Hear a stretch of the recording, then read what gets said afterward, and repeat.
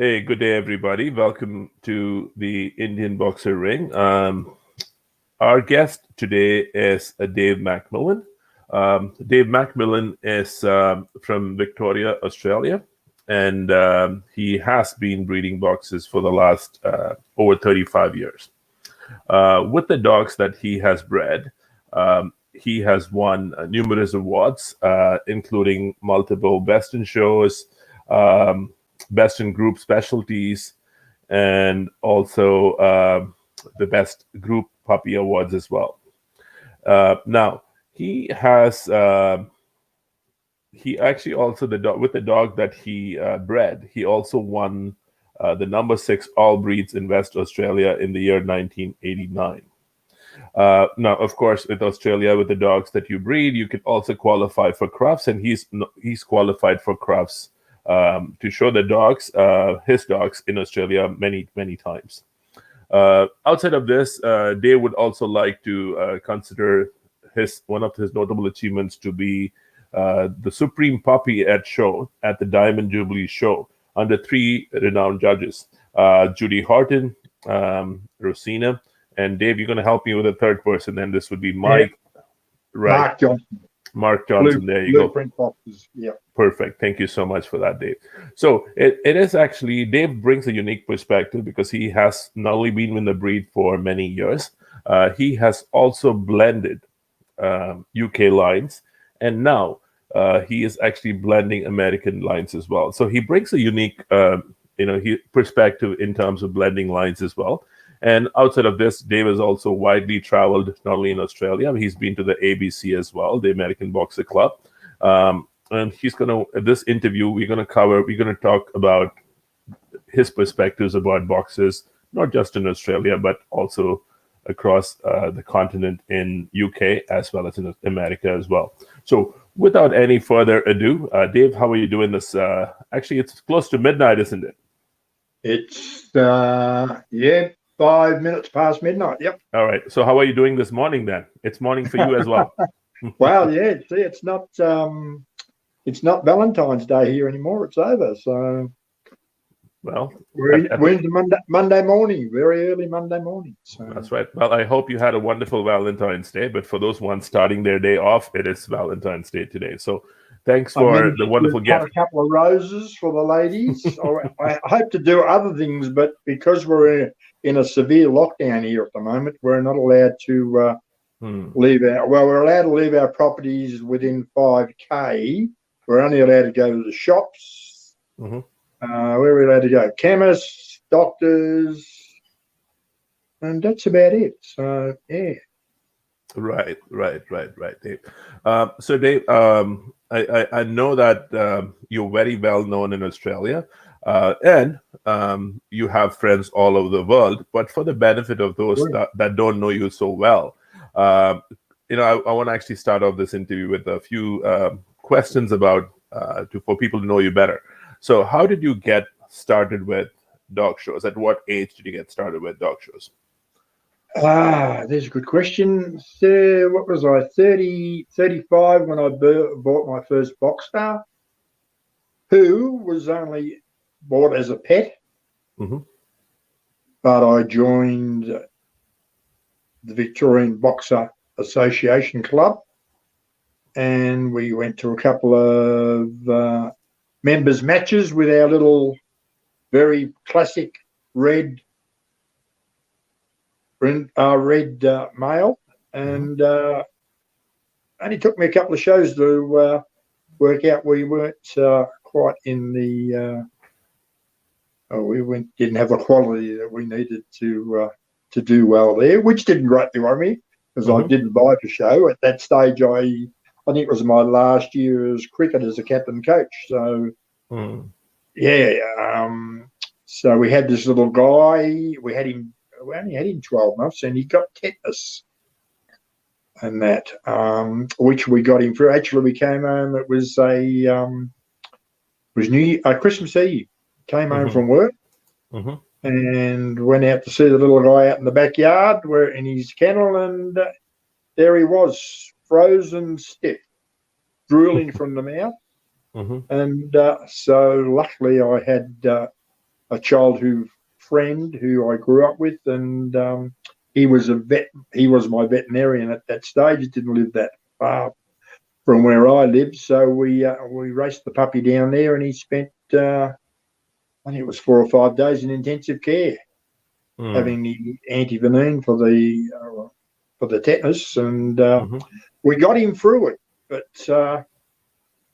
he was a different puppy after all that treatment. Very different puppy. His temperament totally changed. And eventually, I think it was about 3 months after we'd had him treated, we ended up putting him to sleep, actually, because his temperament, he used to get a really wild look in his eye, and I had young children at the time, and I just had this feeling that given his own devices, he might have attacked one of them. And that's so, yeah.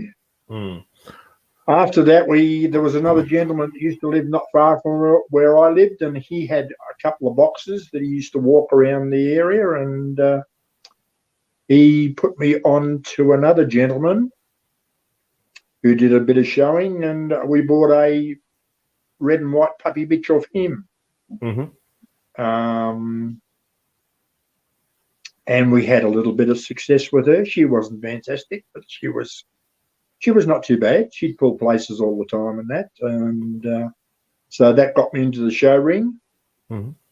Because, when we bought her, we made sure she was show marked, and she wasn't too bad quality. So we did that. Once again, I was at a members comp and I think I was showing her at the members comp, and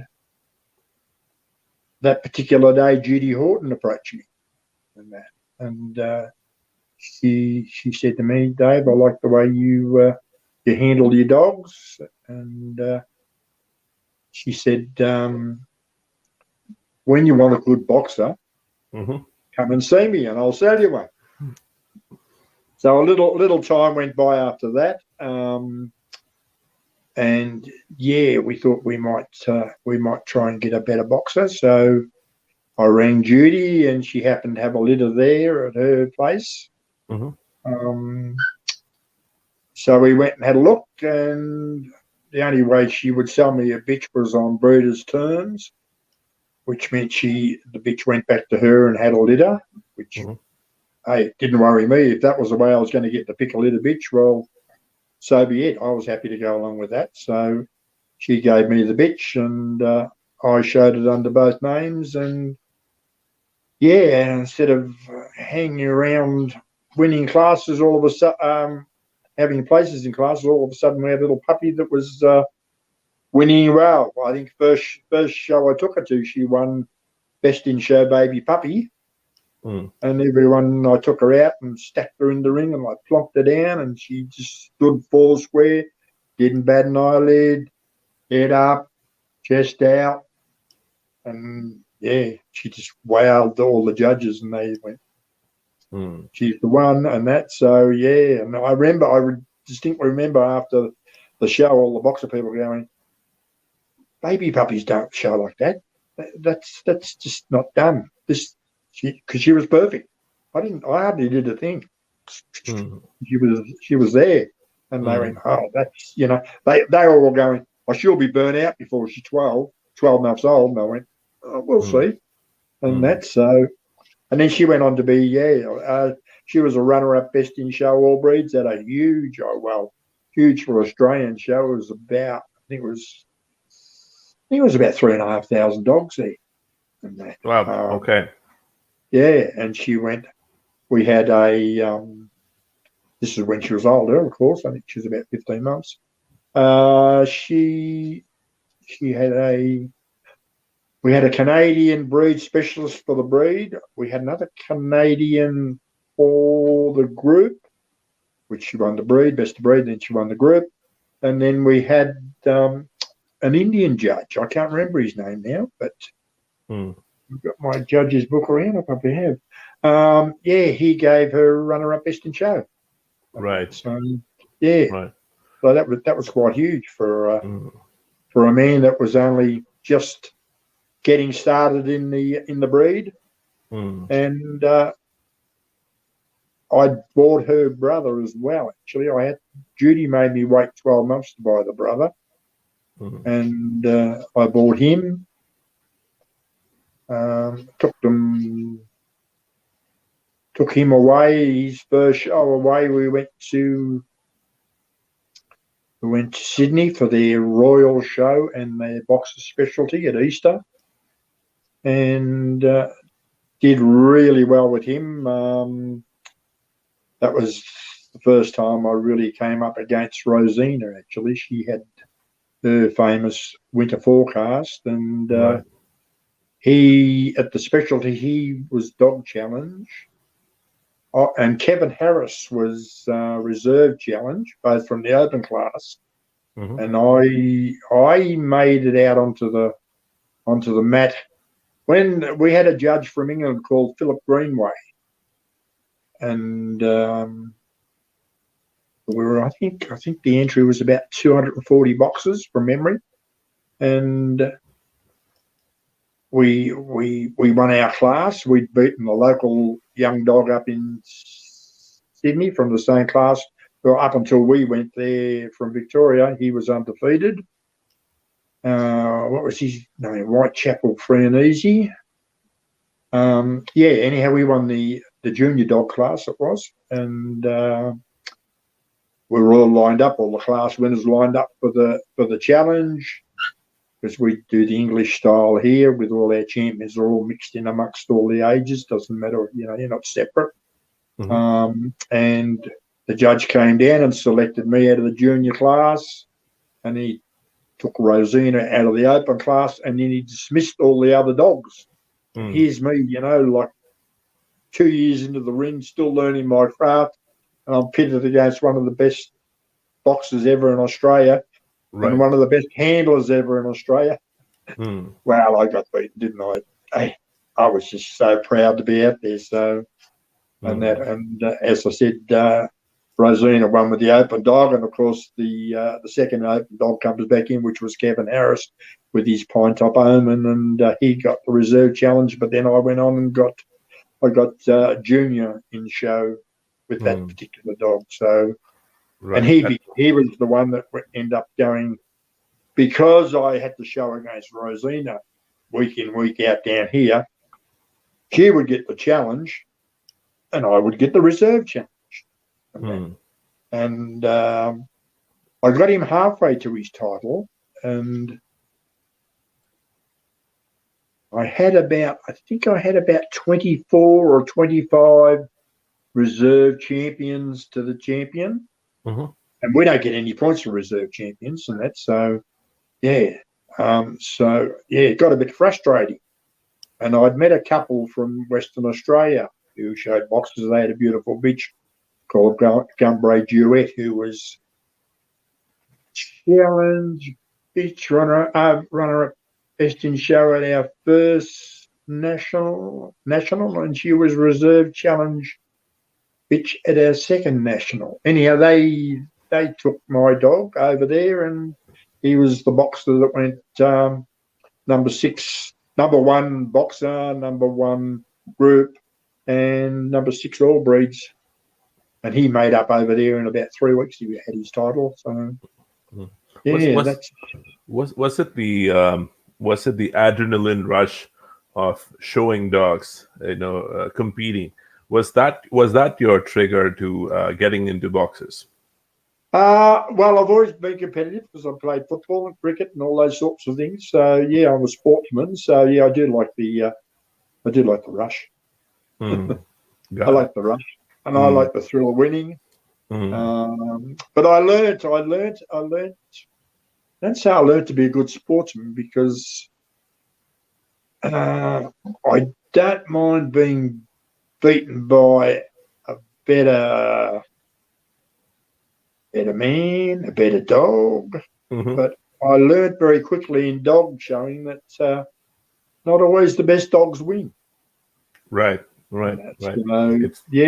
that taught me. But the more I got beaten by lesser dogs, the more determined I was Mm, to do better. Yeah, right. and having shown and grown in Victoria, we Mm, had some serious competition around this state for boxers, and that a lot of the older breeders were very big.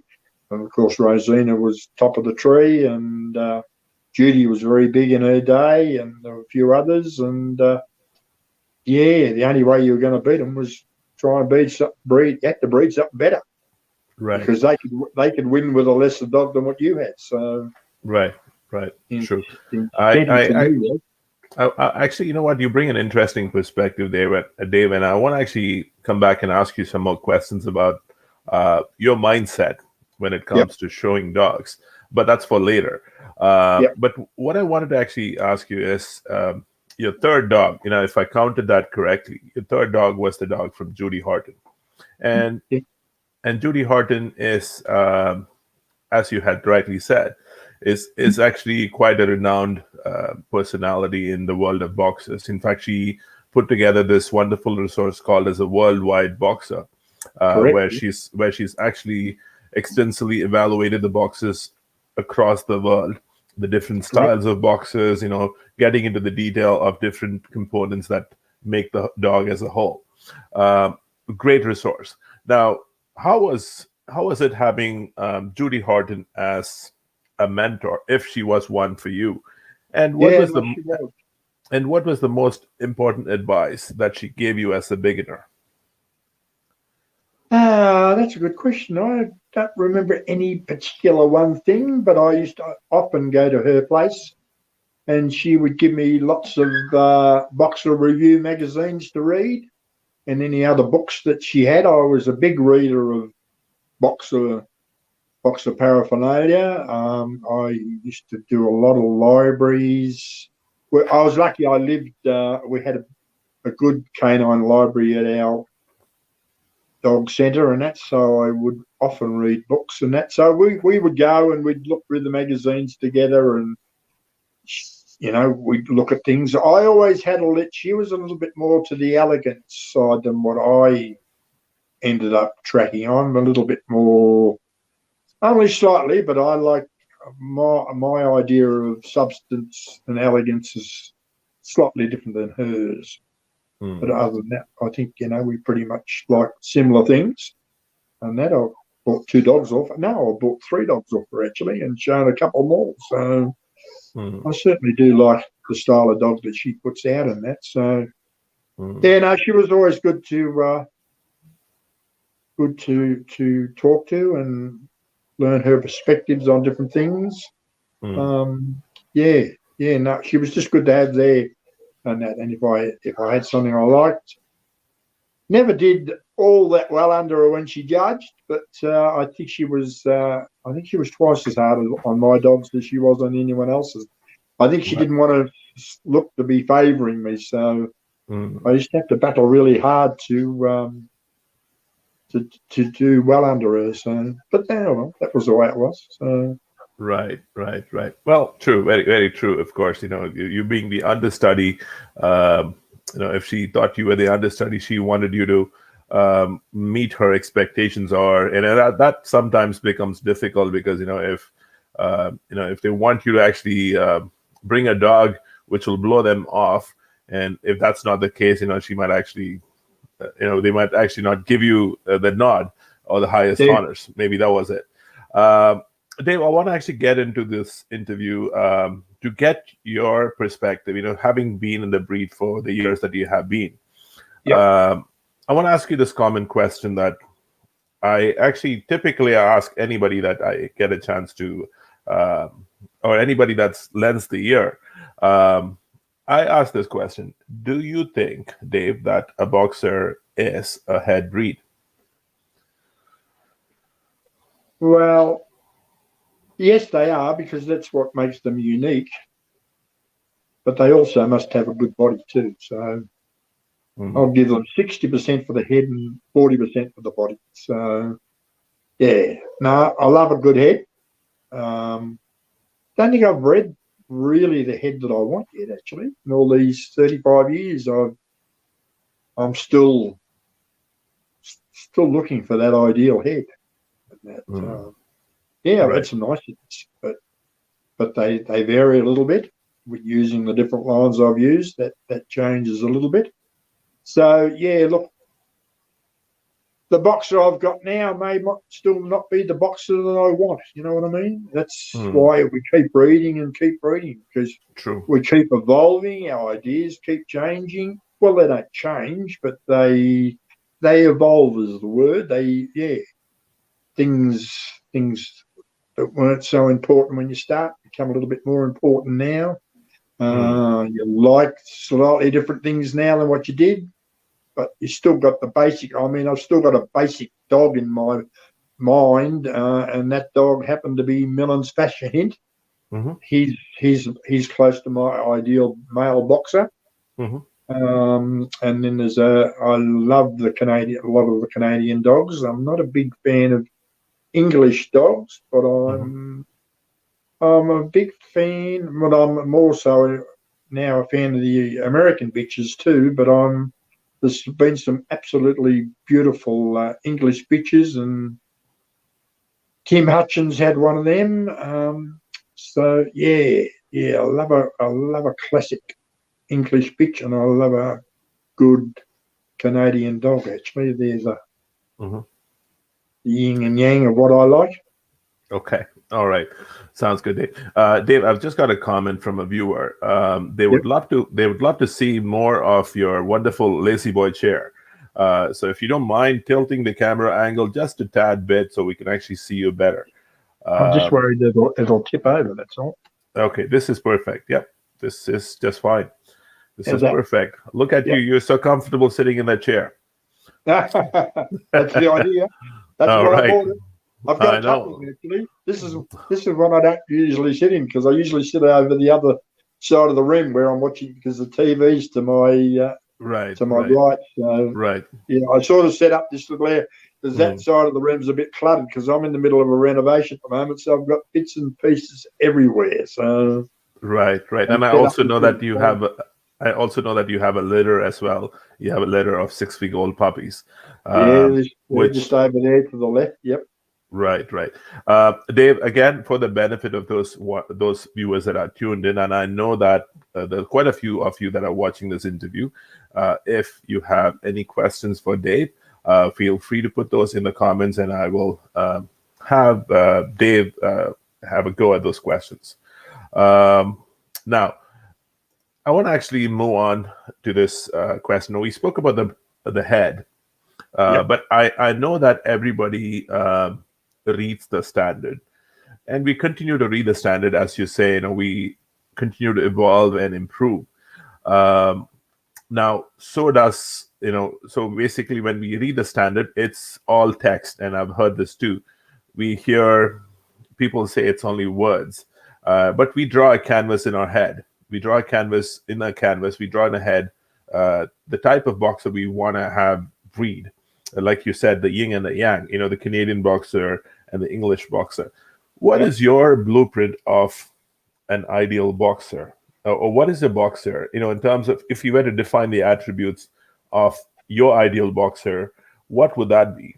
And has that blueprint, Dave, changed over the years? So, for example, when you started, when you had the dog from Judy Harden, the type of boxer you wanted to breed at that time versus a boxer that you want to breed now, what is the journey? How has it evolved? There's a good question. I've always wanted to breed a very good boxer and a very nice boxer. I still like nearly all the dogs that I liked when I started. So some of the old boxers, say, 20, 30 years ago, the very good ones easily win today. And that's so, yeah, there's no problems there. Things have changed. Yeah, look, heads, I still like similar heads and that. I like big noses, which you get with, and big eyes that you get with the American Canadian dogs. Big nostrils. Sometimes you don't get those on the English dogs, and sometimes you get the smaller eyes. I like the chiseling of the American heads and Canadian heads a bit better than I do the what I call the squashed soccer balls that I see on some English dogs' heads. I don't like those big frumpy heads anymore. Never really did. So yeah, sorry English people, but I much prefer your bitches. Okay. You had that bitch Scotch Mist that Timmy bred, and beautiful, beautiful bitch, and that. And there's been some others, and that. So yeah, look, I've stuck with English lines for quite a lot of years there. I virtually, after I started to line breed and I got a consistency in my litters, I kept on that path. But a couple of times there, I diversified a little bit to use some American dogs. Never had a lot of luck the first time I tried that. I had the first generation I wasn't greatly fussed with, and I placed a couple of bitches out on terms to come back, and I would hopefully breed them back into my line. But unfortunately, two of them I think end up three out of three bitches, and I've never placed bitches again. Actually, 3 out of 3 bitches I placed over the years that were carrying American lines, I had all got run over and killed for various different reasons. One escaped the property because workmen knocked down the fence. The other one was tied up outside a shop while the people went up the street and escaped and got run over. I think the other one jumped the fence and got run over, and they had what breeding was there? Helen Brand's Jetbreaker was one of them. Anyhow, some really nice American lines, which David Strawn had brought out a couple of American dogs. Heartbreaker was another one. Some of that breeding, and the other one was from Rosina's Marylands. Right, Maryland's knockout. Right. Yeah, and that. So yeah, look, never had much luck there in that. So right. My partner that I got involved with early on with boxers, she had a gun top bitch which had a lot of American breeding behind her, but she had a very, very poor temperament. So we passed her on, and that's how we met. Actually, she had that gun top bitch, and she was looking to mate her, and I'd met her at the Sydney Royal Show, and she got in touch with me about must have been 9-10 months after that show, and asked me if I had any puppies for sale. And I just so happened to have a litter on the ground by the young dog that I took to Sydney that year from Judy Horton, and I bought 2 picker litter bitches from there, and sold them to her, and one turned out to be a beautiful bitch, actually, a really, really nice bitch, and did some winning. She had a big win under a lady called Jane Forsyth Kemp from America, and that. Right. So, yeah, that was her breakthrough show, and that. So that was a big honour. Right. And yeah, she sort of touches on another subject that was a bitch that was fully unpigmented, and probably to this day I wouldn't keep an unpigmented bitch, but right. She got away with it, So. So Dave, I actually want to get into get into your journey in a little bit more detail. Yep. Now, you mentioned that you started with English boxes, meaning English style boxes. Yep. In your program, how did you establish your type? Because you mentioned every kennel has a type, and you actually wanted to breed a particular type. That was your blueprint in your head. Yeah. And in terms of the breeding principles that we kind of talk, general breeding principles that we talk about line breeding, inbreeding, or outcrossing. What gave you the most success when you actually put together, when you decided that you were going to breed boxes and you were going to incorporate English style boxes into your breeding program? What gave you the most success, Dave? The most success I've achieved on that is using strongly, line bred English dogs and that. And I've used 2 or 3 of them that gave me really good results. I remember one time there was a English import came into Western Australia, which is how many K is Western Australia? I think it's about 3,500 kilometres across from here to there. Right. And there was a dog came into the country, a Sunop Norwich dog, and I'd studied his pedigree. He was very well bred, had some beautiful dogs behind him, and so we made the journey across, which at the time happened to be quite a feat in its own right, because at that stage Australia was in lockdown with airline pilots.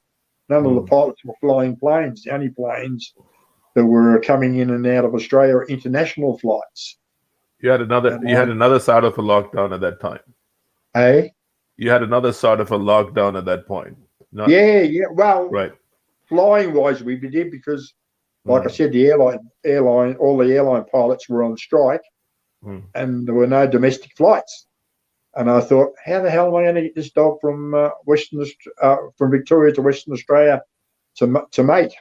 And just so happened that I worked alongside of the airline industry, and we grabbed a Air Garuda plane that had landed in Melbourne and was then heading to Perth and then back over to Indonesia or around that area. And my friends in the airline industry, they got hold of the plane, they fumigated the hull, loaded my bitch on and loaded me on, and we got across to Western Australia. So we got off there and we went out the next day to have a look at this dog that we were going to mate. And actually, when I got there, I didn't really like him. And I rang my partner and I said, hey, I'm not a real fan of this dog. But, she said, well, you're there and you better use him. And I did, because of his pedigree. He had a very, very good pedigree and some really, really good English dogs. I think they were he was double grouse Glenmorangie, who were both Tiger dogs, and they were litter brothers from separate litters. And they threw up. There were 2 styles, even though the dogs were full brothers. You got the Glenmorangie line or you got the grouse line. And that I used to get the Glenmorangie line through my bitches. And we had a lot of people laughed at me and went, oh, yeah, what'd you use him for? Blah, blah, blah. When they saw the puppies, they knew why. They were a beautiful, beautiful litter and that. Right. And that, so, yeah, absolutely. I pity I couldn't flash you some pictures and that, because you would really like them and that. Right. But, look, going back, I got my pedigree book out because the bitch that I bought off Judy Horton,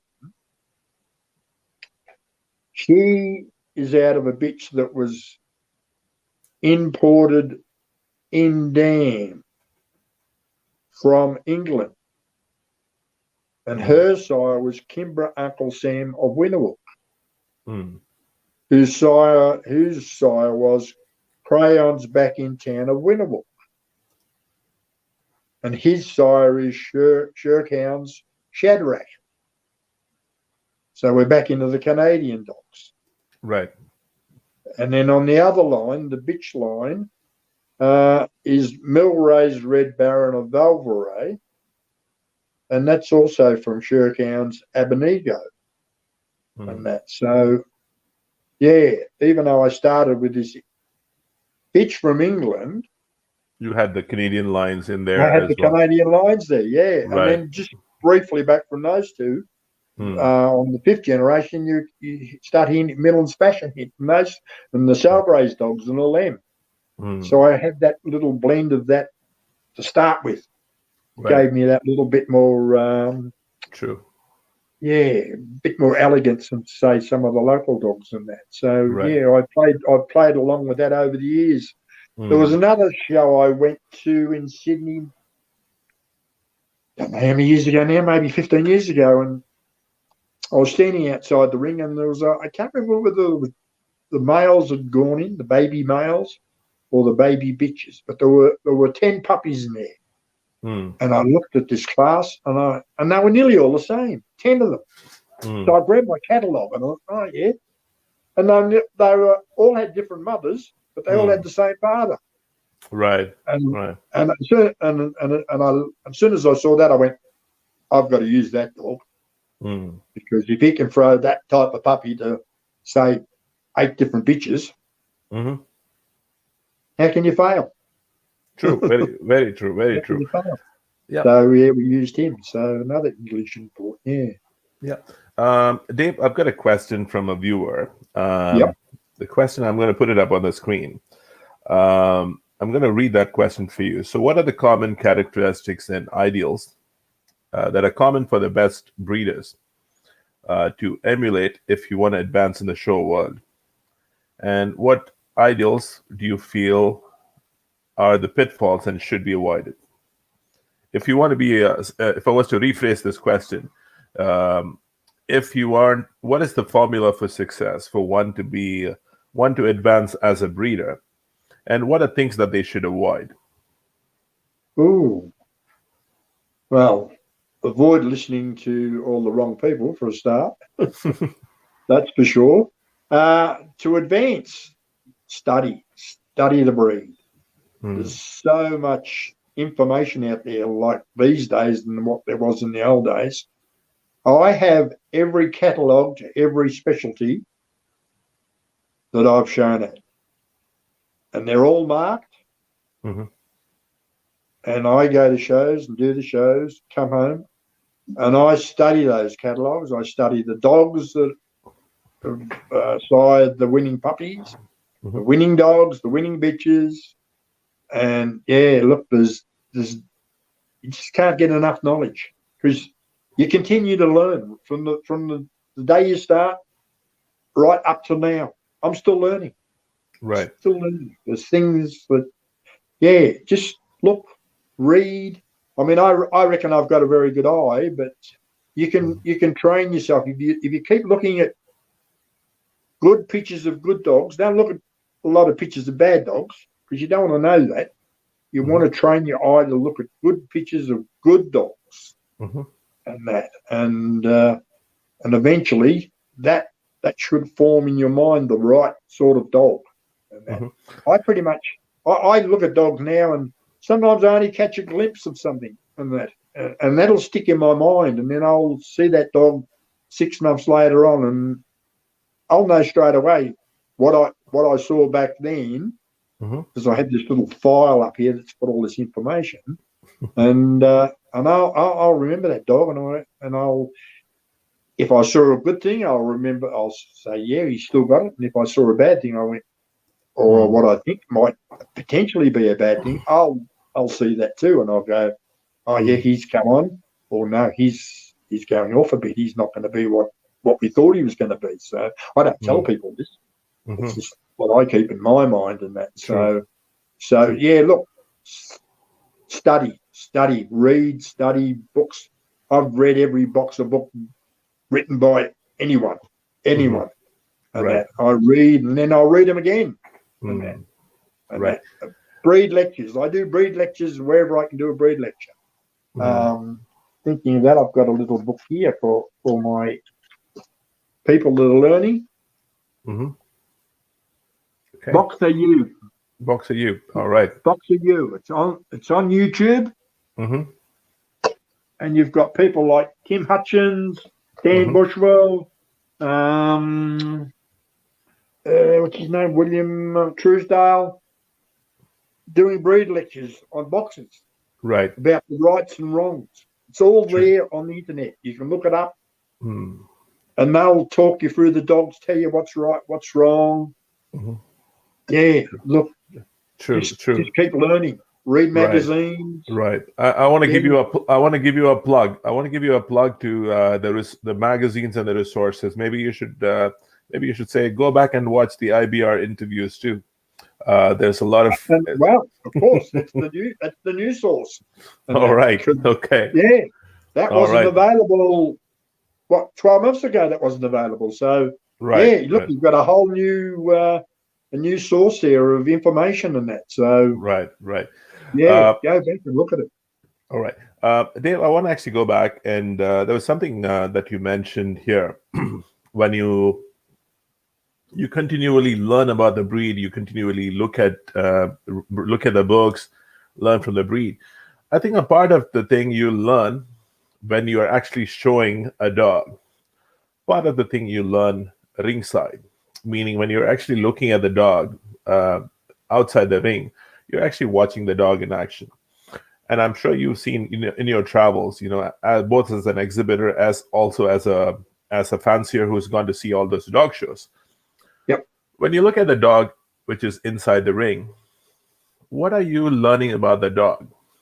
Or what is sticking on your mind about this dog, or about the type, or what is your mind?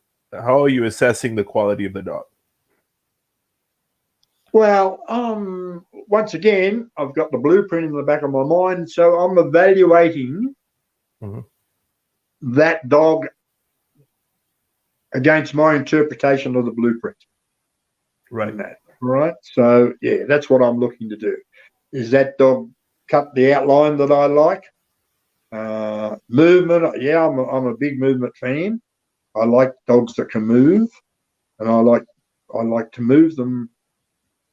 Not always. I don't like to walk them. I like them to move at a reasonable pace. And I think sometimes when I go to the ABC, they don't put enough emphasis on moving dogs and that.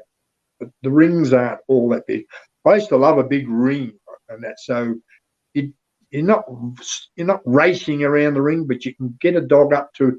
If you've got a dog that's got the right stride and you've got a small ring, he won't be balanced by the time he goes 20 feet across the ring, and that because it'll take him that far to get into his stride and go. For the little dogs that pitter patter, 10, 20 feet's plenty of room, because that's all they'll ever do. They'll go 100 mile an hour, like they look like they're going 100 mile an hour, and that's what you're looking at. Like when they're running all together, and that I'll watch maybe dog A is gone across that ring and he's taken 40 steps, and dog B that's still close behind him has gone across that ring, he's done 20 steps. So they're both going the same, but the front dog's and the other dog's just moving slowly, quietly behind, and that. So little things like I'm looking at top lines, the top lines level. You get a lot of boxers that their top lines run back into their shoulders, so there's a problem there. How they carry their heads, with all these straight fronts we see these days. Thank God that's not something I'm blessed with. I have very good angulation in fronts, and quite proud of that fact. Very important to me. And same with quarters. I love not over-angulated quarters, but I don't like straight quarters neither. I like those angles to be right. So I'm lining up all these little things. I'm lining up lines, angles through the shoulder. I'm looking at reach, looking at head carriage. All those things form the package. And then, of course, if I get up close and have a look at the dog, then I look at that dog. I mean, I love to look at boxes from a distance. You don't stand over a boxer and look at it. You stand well back. You know, if a class of dogs go in the ring, the judge should be standing out in the middle of the ring and just taking in the whole class, just up and down the line, up and down the line. And usually you'll pick your winner there and then, actually, before you even go over the dogs. Then when you eventually get to the dogs, you know, what you see when you look at the head, the proportions, you've got to look at the bites. Bites are very important, eyes and all those sorts of things. Once you get to that part of the dog, you don't really even need to put your hands on a boxer. It's all there. You can see the muscles, you can see the shoulder, you can see the lay, you can see the top line. I mean, yeah, you feel the coat, make sure he's been washed, and that sort of thing. But yeah, you get up to the dog and you have a look and you go, oh yeah, this dog fits. Yeah, I loved him on the stack, and now I love him front on. And then you'll work up and down the line and see if you can find something better or whatever, and then you'll place them in order and run them again, and right. There's your winner. True. Now you mentioned something, Dave, in your previous answer. You actually mentioned that you saw this dog or this exhibits, about 10 of them. They all looked very similar. Now I want to bring you back to Australia.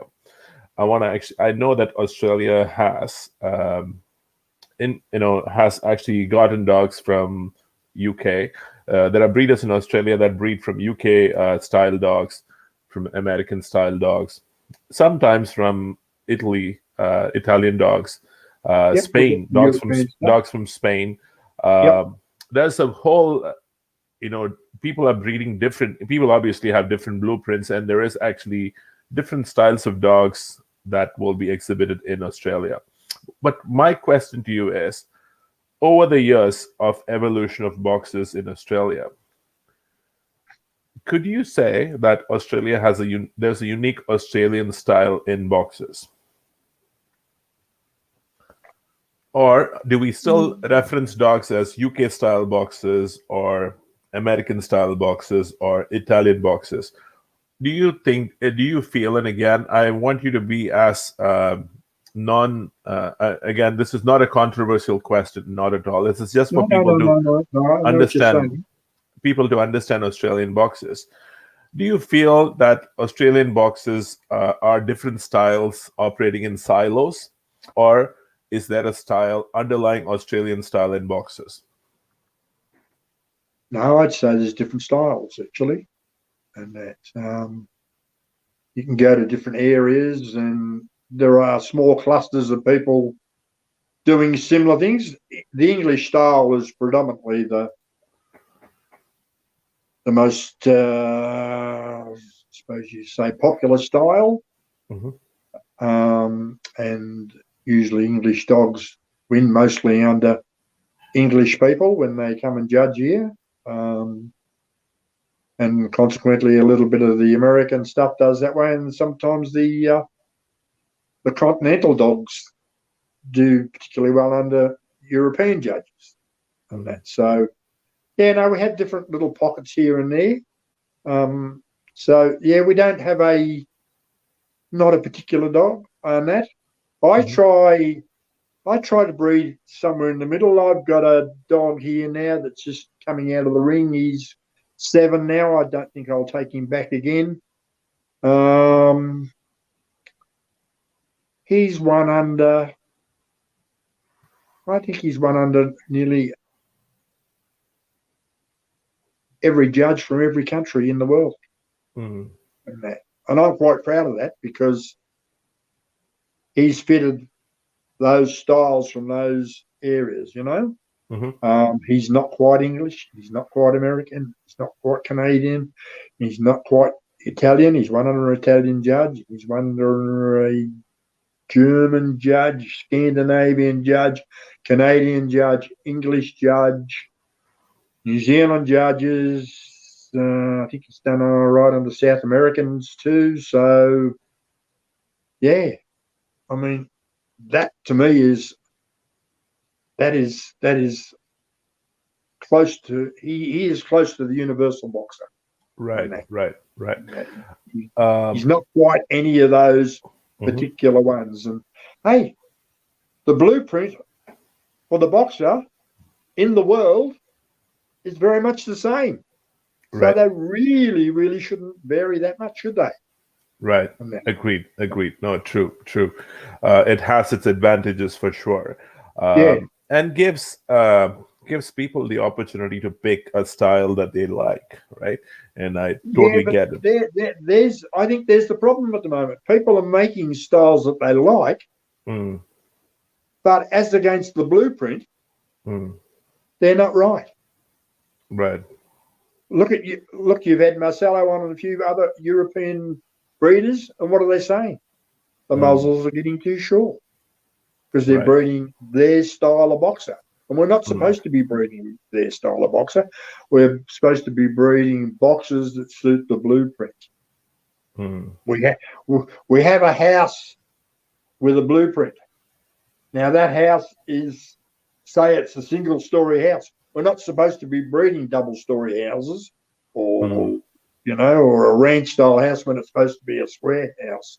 That's the blueprint. Let's try and stick to it and make our boxes more uniform right around the world. Right. That would be the ideal state. Correct. No, you're right. Yep. Dave, I want to actually go back and talk a little bit about Australian boxers in its evolution. Australia banned docking of boxers. I think in the early 2000s, they banned the docking of boxers. You don't have short-tailed boxers or docked boxers with docked tails. You have the natural tail boxes. But Australia also has introduced, or there are some kennels in Australia that have introduced bobtail boxes as well into their program. I know you don't breed bobtail boxes yourself, but in terms of the dog show, and you get quite a sizable amount of entries in dogs in Australia. How has the docking of tails, or has that led to people leaving the breed, or how has the bobtail boxes inclusion affected the complexion of boxers in Australia? The complexion hasn't changed. There are a couple of breeders around chasing the bobtail, and I think it's as much about because tail docking was banned. I think some people thought it was another way of making extra money out of a dog because they could supply a dog with a dog with no tail. And there's a lot of, don't get that many customers these days that ask about dog tails, but look, I'm certainly not a fan of bobtail boxes. I saw some recently actually, and they were horrible looking things in the show ring. But then there's some good ones out there, and the good ones, I've always said you can pick them, but I'm sure there's a few that get around that you can't pick. So look, our show world changed dramatically. The numbers of boxers changed dramatically when they banned tail docking. A lot of the old breeders, maybe people that are like in the position I'm in now, I'm at the end, sort of at the end of the line now. But people that were back then, they were getting towards the end of the line. They went, "Oh no, we don't want to go ahead and breed boxers with tails." And a lot of people walked away. I mean, we were one of the biggest breeds in our group, and now we're one of the smallest. Right. Yeah, I mean, publicly selling them, they still sell well, and they're still great pets and that. But for the show ring purposes, the numbers, the show boxer in Australia, for lack of a better term, are a dying breed. because there's not many young new people coming through breeding, and I'm not quite sure where the breed's headed at this stage, but it's not looking rosy at the moment. Right. Rosina's getting towards the end of her realm, and I'm getting towards the end of mine. There's a few other breeders that still breed some decent dogs and decent numbers, and we're all getting up in the 70s and 60s, late 60s and 70s, and we need some new young people coming through, but it's not happening. Right. I hear you. But Dave, I know that a lot of people, or there's a lot of, the journey that we have traveled in terms of health testing in the last 20, 30 years. There's been a lot of advocacy of health testing, and a lot of breeders have taken on, are actually breeding on health testing, and which is the right thing to do anyways.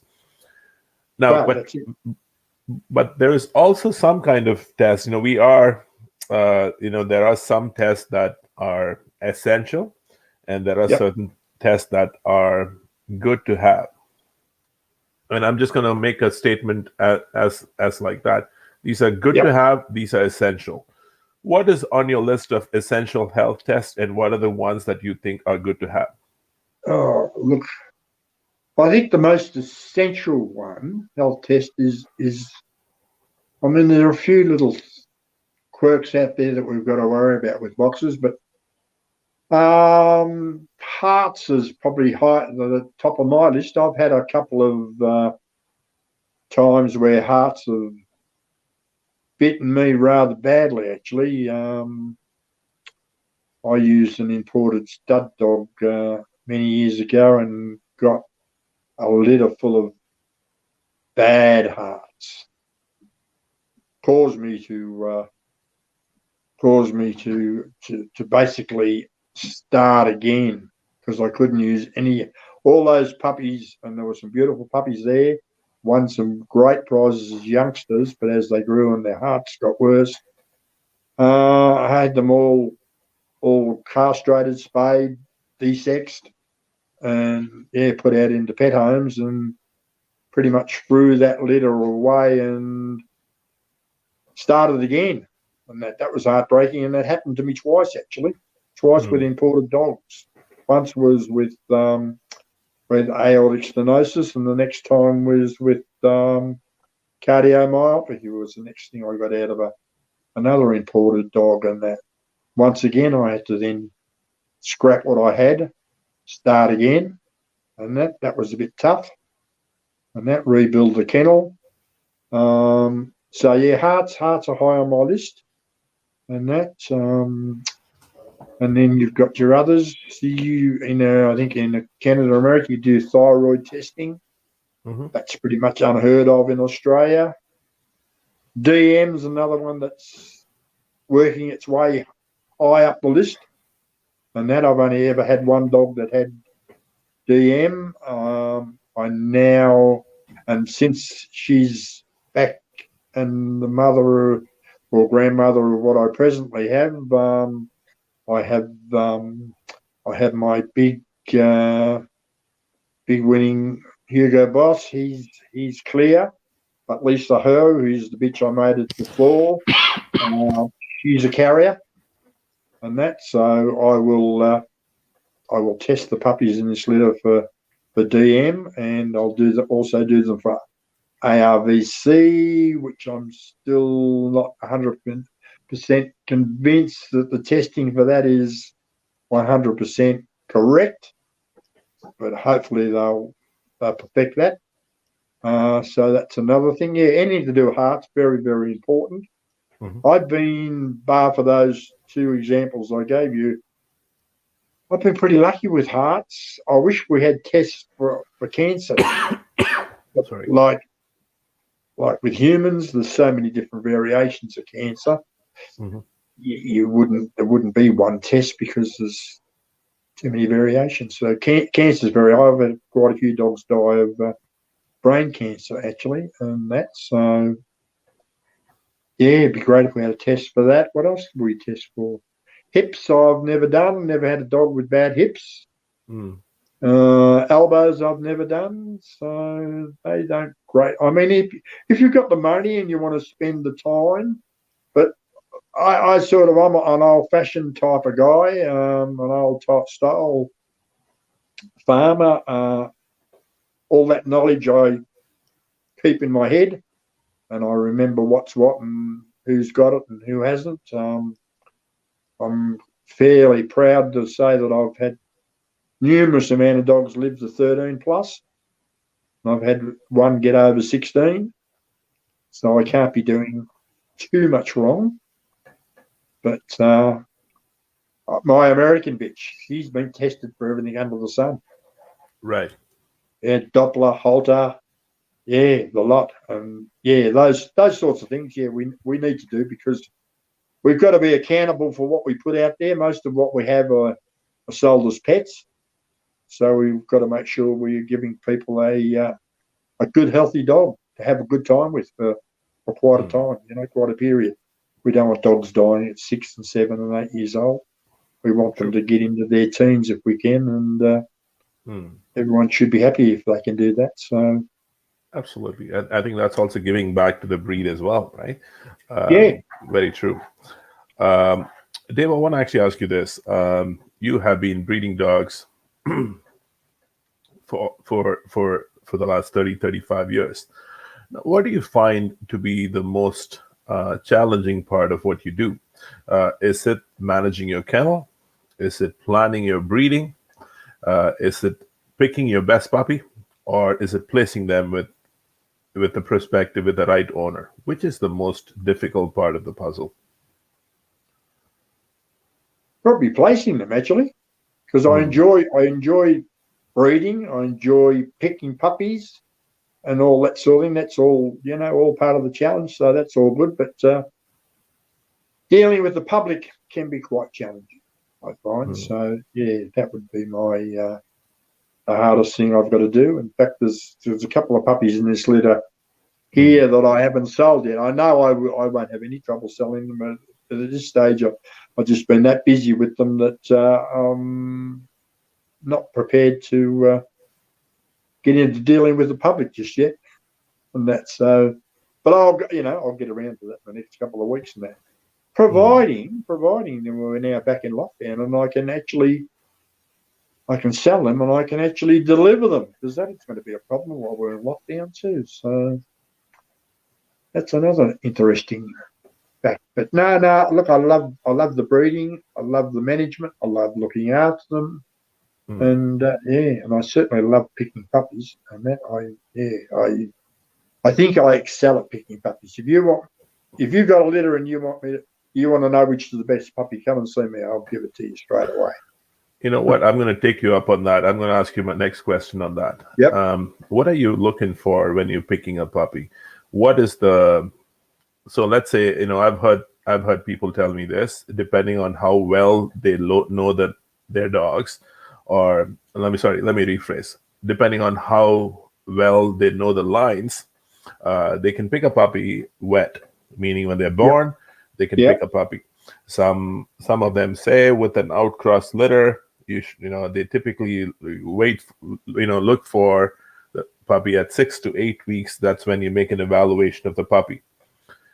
Yep. Is there a magic that you always do well in terms of picking the puppy?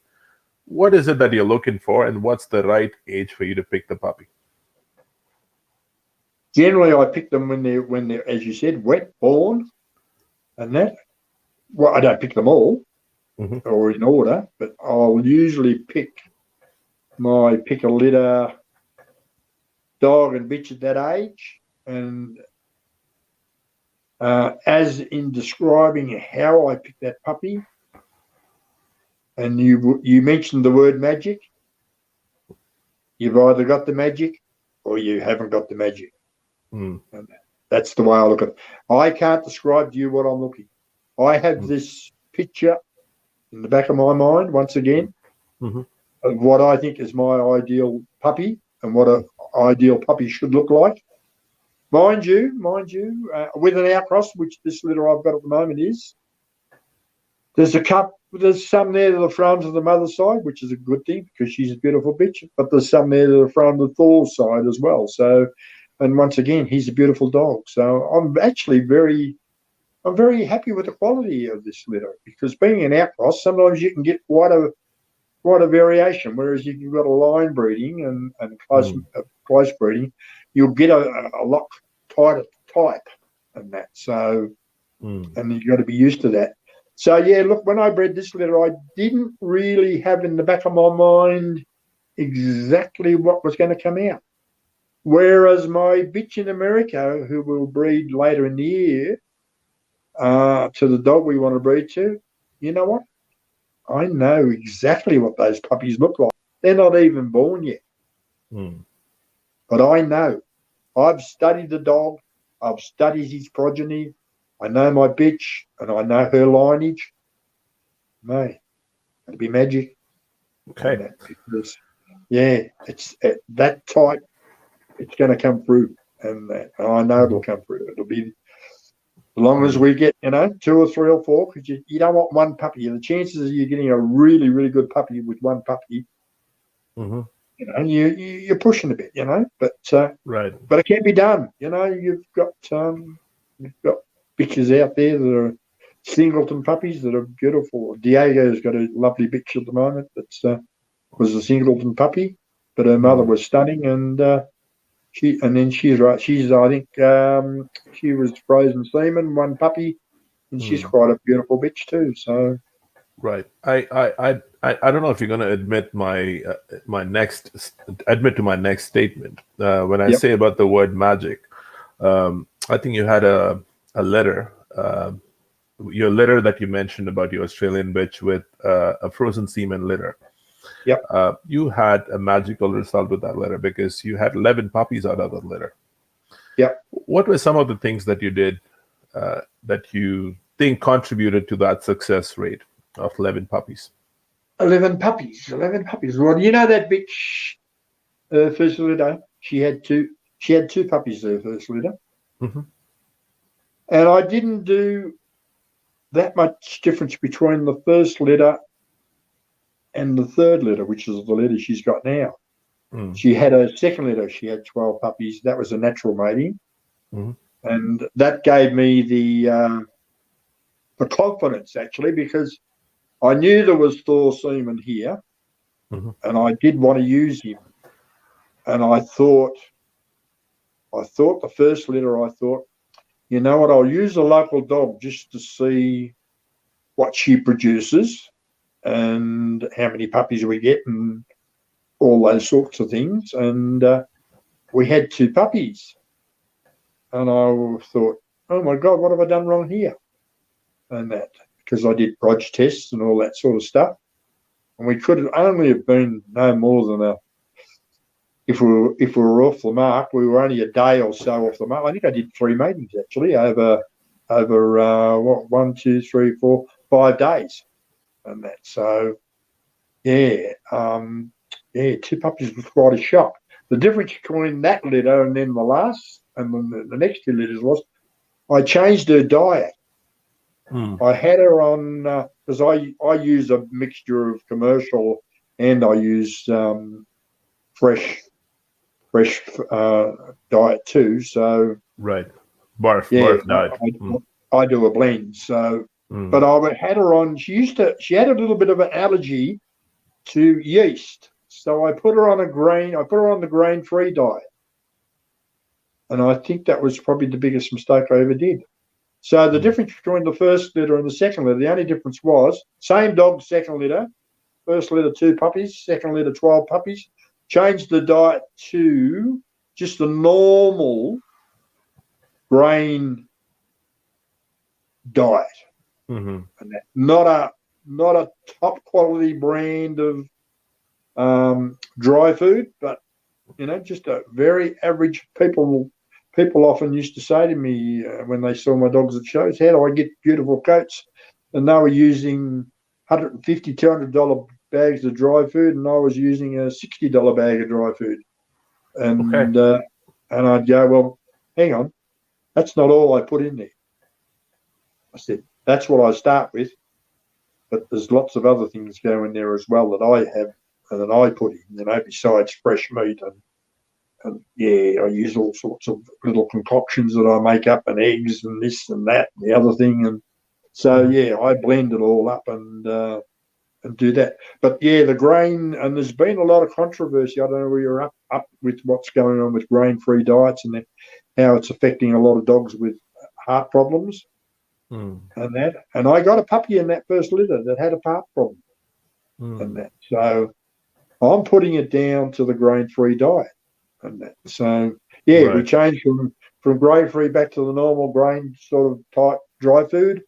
And then we went to the 12 puppies in that second litter. That then gave me the confidence to try an AI. And I've only done my AI. So this is the AI litter. And this is your first AI litter. This is my first AI litter. Yeah, I would fly or dry my bitches all over Australia to do a mating and that. One of us would, my partner or I, would always go with the bitch.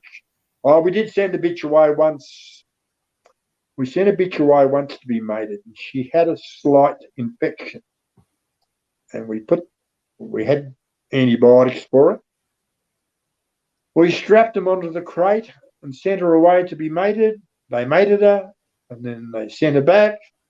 And the tablets were still strapped to the crate. She developed pyometra, lost the litter, lost the uterus, and we lost the show dog because they didn't follow the procedure. And all they had to do was give her an antibiotic every day just to make sure the infection, cleared up. Right. And that didn't happen. So very important thing for all people breeding their bitches. Have them swabbed before you mate them and put them on a course of antibiotics. Do it every time because the time you don't do it, it'll cost you a litter.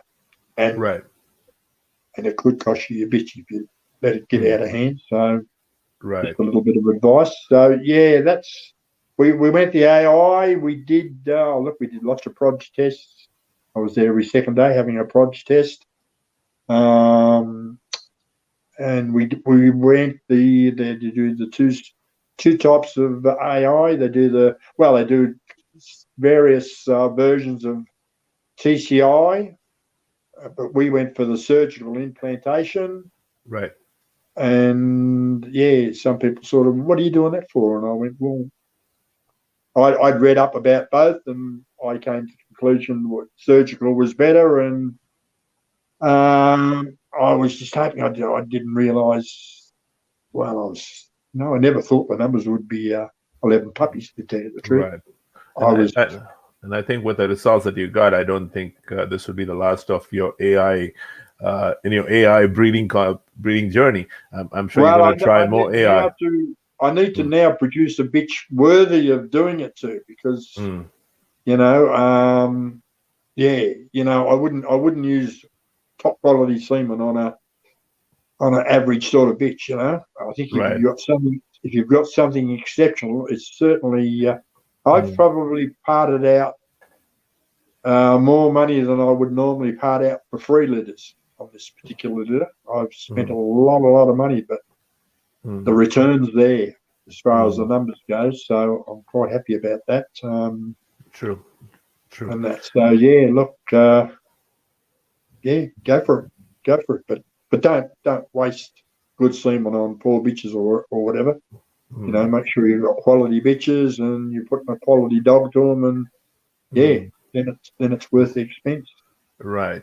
Dave, I want to actually, I know we almost, I'm taking you up into the wee hours of early morning, but I promise to. I'm quite happy I'm awake, actually. Okay. All right. Well, I don't want to put you to sleep with my questions. Let's put it that way. No. I'm starting along quite nicely here. All right. Good. Dave, I want to actually ask you this.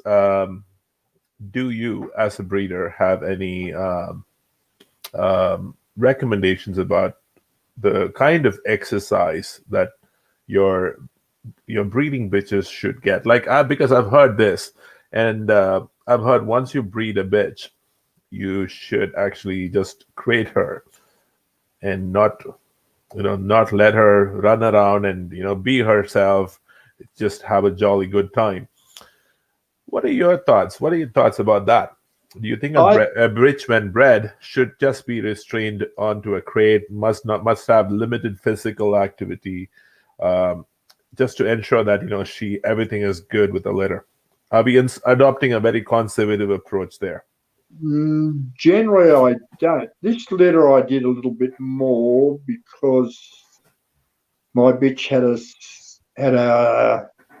and I still have to have it checked out. She doesn't seem to be too bad at the moment. She's got a leg injury of some description, and that comes and goes, and it got worse as the longer she went through her pregnancy. But that wasn't the main reason. I locked her up for about with limited exercise this time, mainly because she had the surgical implant. So I didn't want to roughhousing around or any chance of dislodging what we'd already put in there. So we want to make sure everything had taken up quite well. Generally speaking, if I've done a natural mating, and it's funny because the bitches, most of my bitches seem to know they've been mated, and their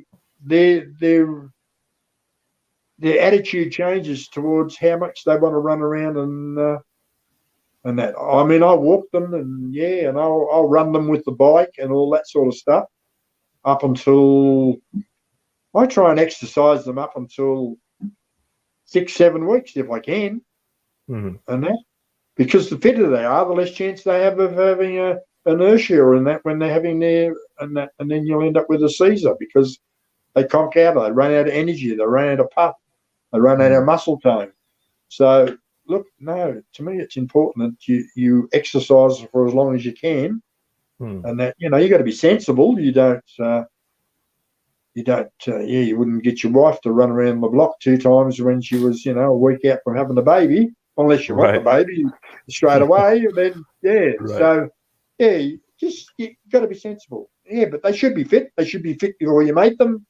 And you try and, like I said, if you've had an AI of some description, you've got to be a little bit more careful than if you've had a natural mating and that. But other than that, no. Fit can never be too fit. Right. True. I've got some last few questions for you, Dave. Yep.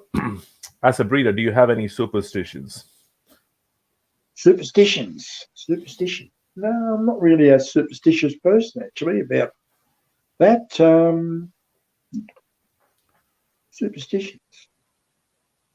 I won't use a stud dog with unpigmented eyes, or one unpigmented eye.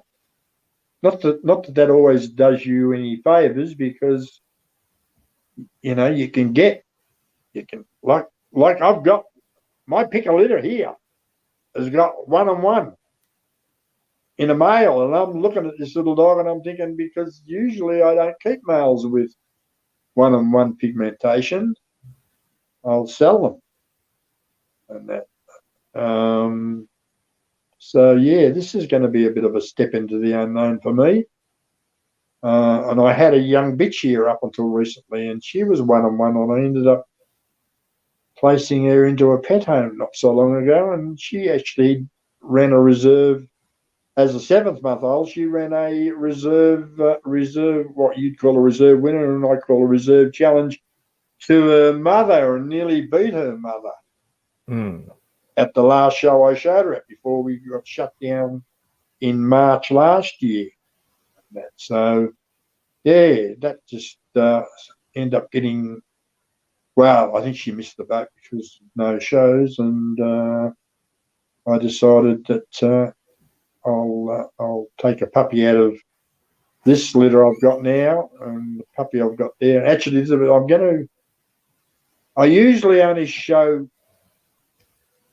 dogs that are show marked. I don't usually show classic plain boxes. So, and there's a little bitch in the litter I've got now that's bordering on classic, and I'm going to give her a whirl. There's a very nicely marked show marked bitch there.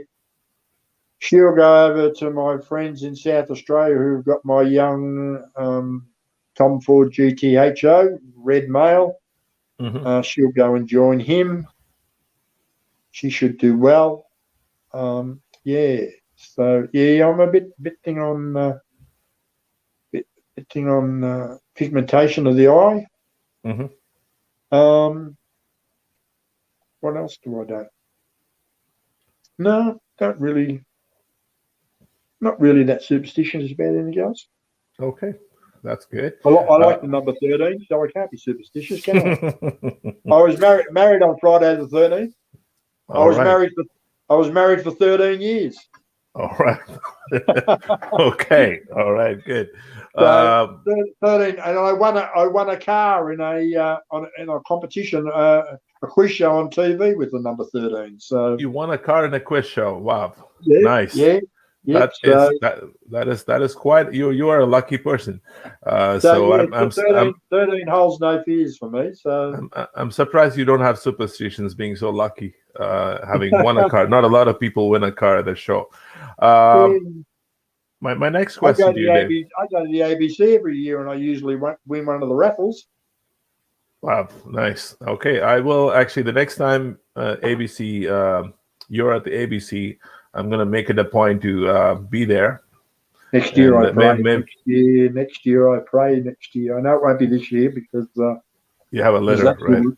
absolutely no planes going out of Australia this year until late in the year. So Right. yeah, and I hope to have what will I have then? Hopefully, I've got a 6 to 9 month old brindle male showing.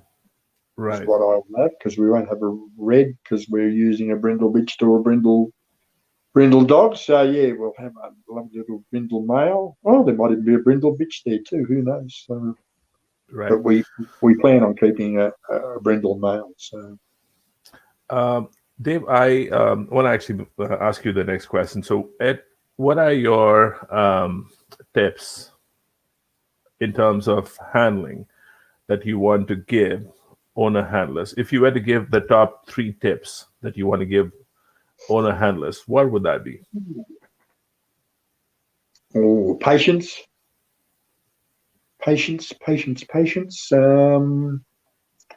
Yeah, patience is very important, and being kind to your puppy and don't force it to do anything that it doesn't want to do. I don't know.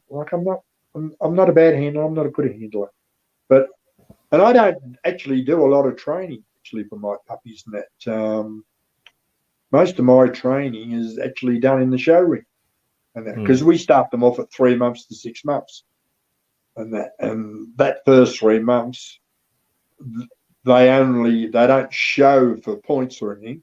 They're not allowed to show to points until they're 6 months or older. So you've got 3 months in Australia to take your puppy to the shows and train it, basically. Because I find training at home, for me, has never really worked. My dogs seem to associate home is fun and play and all that sort of stuff, and it's not the place where we get serious. So unless I go up the street and up the park, I've got a nice big sporting complex up the road from where I live. And that's, yeah, we go up there and we do some training around the house. We don't.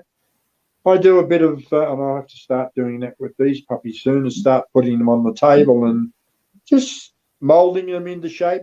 No force, nothing forced. And that just prop here, prop there, smooth them out, a little bit of bait, reward, be kind, be gentle.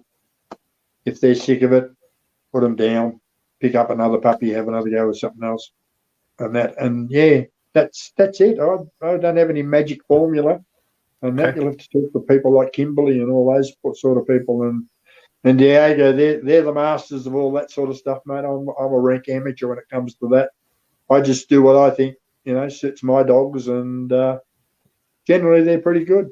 And that, and then look, I've got this big male once again, Hugo Boss, and I send him out in the ring with 13-year-old kids to show show for points, and that I say right.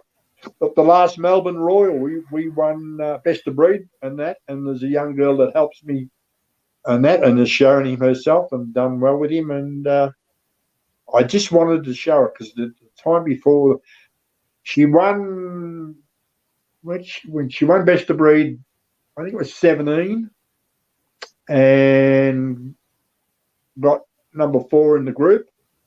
And then the year after, she won Open Dog with him, and nothing else.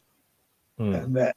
So the year after that, I thought, well, because I've always said to her, because this dog, you can take this dog to whatever level you're capable of handling. He will fire and that. And he's not aggressive dog or anything, but he's just you G him up, you can really take him to the edge. And so I thought, it was 219, yeah, 219. I thought I'll take him out this time. And that, so we won class and we won Best of Breed again. And I took him up to that extra level because him at that extra level might probably be well too much for a young girl and that. But I said to her, I said after, I said, you know what? And I probably may have done the wrong thing because she didn't do a very good job with him on the day. And that I said to her, you can take him because we have to come back a couple of days later to the show for the group. And I said, yeah, he's yours. You take him out. And she, like I said, she mucked him up a bit. But then later in the day, she took out was a Weimaraner, I think it was, and did an absolutely stunning job with this dog. And she won junior handler in show, which got her a trip, $2,500 trip overseas to any of the big shows. She could have gone to. She had the choice of Westminster and compete, Crufts and compete, or the World Dog Show and compete. Right. So yeah, nice. So your luck rubbed on her, so which is good again. I hand him over. I don't mind. I've always encouraged the young guys. You know, I often at lunch times when we have a break in the judging and that, I'd get the little kids out in the ring, and they'd have their little stuffed toys on the lead, and I'd put them through their paces and send them around and do triangles, come back, put them on the table, stack up their little puppy, their little toy dogs and that. So I've always promoted the young ones, you know. Oh, they're the future of dog shows, and if we don't, we don't bring them on, we won't have a dog show. So. Right. Dave, we're almost at the end of our time, and that's my final question for you as well. So, now you actually you played cricket professionally, not professionally, but you played cricket at a competitive level. Then you actually got into the breed boxes. You bred dogs over the last 35 years. What's in store for you next? What's coming up next? And what do you want to do next? Next. All my energies are now heading towards America because I want to breed a Best of Breed ABC winner, and I'd like to have a dog at Westminster. So they're my two main aims, and that. So I feel that with what I've got and what I plan to do, I shouldn't be very far off the beaten track actually, and that's okay. Yeah, that's my ideal. What else would I like to do? Yeah, I'd like to go to Crufts and show a dog there, but I'm past that stage now, so I've got to leave it to the professionals these days. And I'm in America. It's an expensive hobby over there, so we'll see how it goes, eh? Hopefully, I've got enough money to take a dog to Westminster, because I can only hesitate to imagine how much it costs to show Wilma every weekend in America for a year. That must be a lot of money. So Right.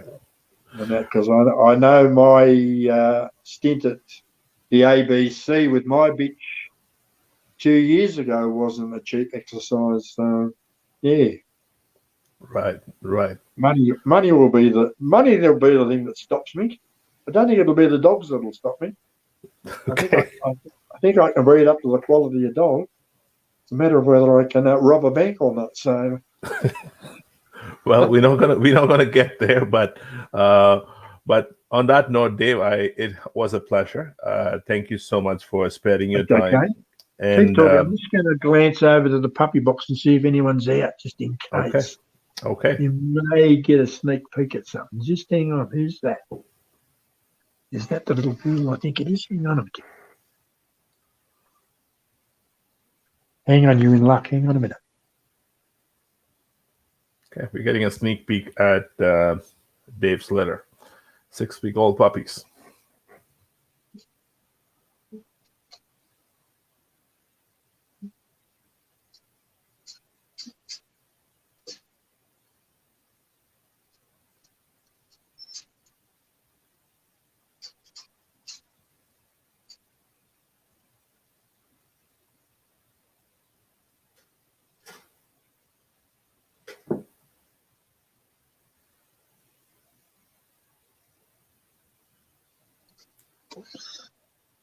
Here we go.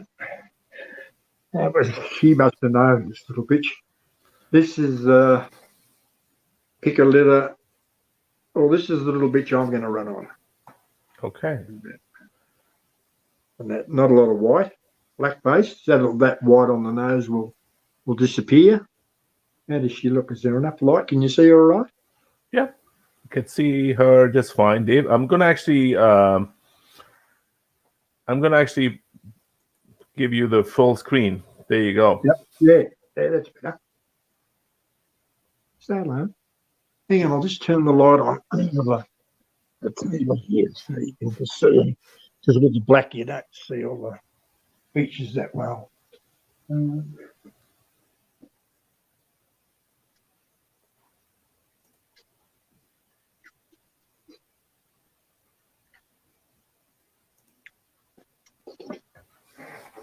Oh, that might be better.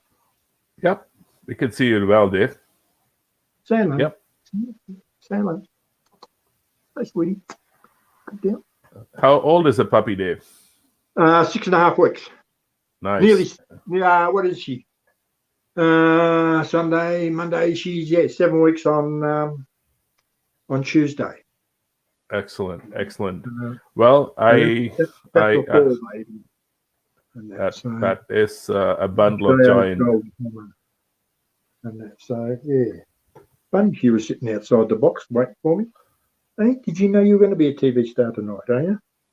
one of the puppies actually in the litter is going to an animal trainer who does animals, trains all sorts of animals for television and feature films and all that stuff. So we're gonna have a movie star. I'm not gonna have a champ. Oh, she said she will do a little bit of showing with the little dog she's taking, a red and white dog. But yeah, we'll definitely have a boxer in the movies. So all right, that will be interesting down the track. Yeah, I'm sure it will. Dave, on that note, yep. I'm gonna actually I want to thank you again for your time. And a lot of you've actually captured. Of course, even though we didn't get into the questions specific about breeding or thing, I think we covered a lot of different topics, which I'm sure would be of interest to I hope I was to all. So it was a lot of fun, and thank you so much for your time again. Any parting thoughts before we call it wraps, Dave?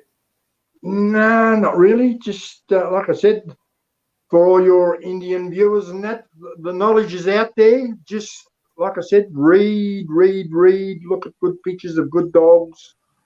And try and line breed if you can. Use the best you can.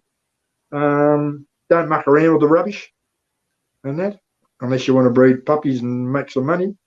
But if you want really good show dogs and really nice boxes, use the best to the best, and you'll get the best. All right. On that note, thank you, Dave, again. And thank you, viewers, for tuning in. And this is going to be a permanent record. This interview is going to be available on YouTube shortly. And we should have more of these interviews coming up shortly. And please look out for that announcement on the IBR homepage. Thank you so much. Have yourself a wonderful day, Dave. Yes, thank you for the interview, and I hope the viewers got a little bit out of what I've told them. So, and yeah, look forward to talking to you again. All right. Talk to you soon. All right. Take care, Dave. Okay. Thanks, Chris. All right, See you bye. later. Bye.